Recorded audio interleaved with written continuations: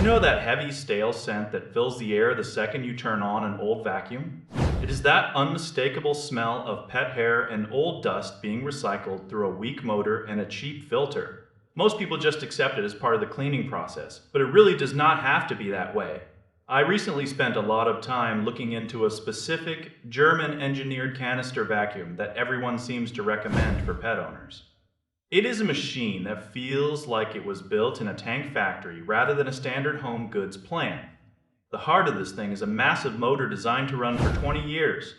20 years is an absolute eternity in the world of modern appliances where everything seems to break the moment the warranty expires. The filtration system is the real star here because it captures over 99% of fine dust. It uses a thick charcoal filter that actually kills odors instead of just masking them or blowing them back into the room.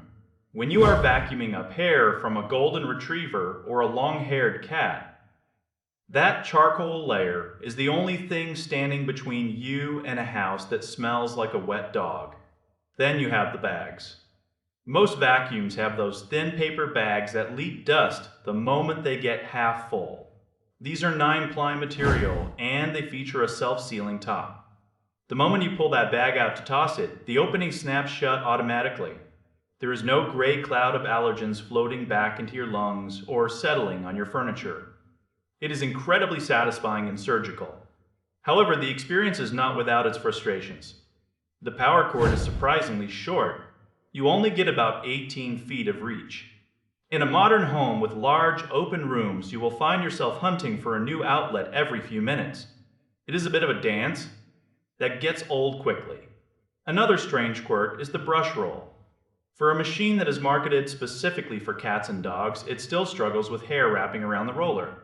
You will still find yourself reaching for a pair of scissors to cut away those tangled strands every couple of weeks. It is a weird oversight for such a premium piece of gear. The price is also a big hurdle for many. You are looking at nearly $800 for the initial purchase. Then you have to factor in the cost of the bags, which are about $23 for a small pack. But if you look at the long-term cost, the math starts to make sense. If you buy a cheap $100 vacuum every 3 years, you end up spending more over 2 decades. And you deal with a worse machine the whole time. This one gives you 6 different suction levels, so you can actually clean a silk rug without inhaling it, or pull deep-seated dirt out of a heavy carpet. It moves smoothly across the floor on high-quality casters that do not scratch your hardwoods. It is a serious investment for someone who is tired of the disposable appliance cycle. If your home is covered in wall-to-wall thick carpet, you might want to consider the even more expensive version. But for most people with a mix of floors and shedding pets, this is a tool that finally respects.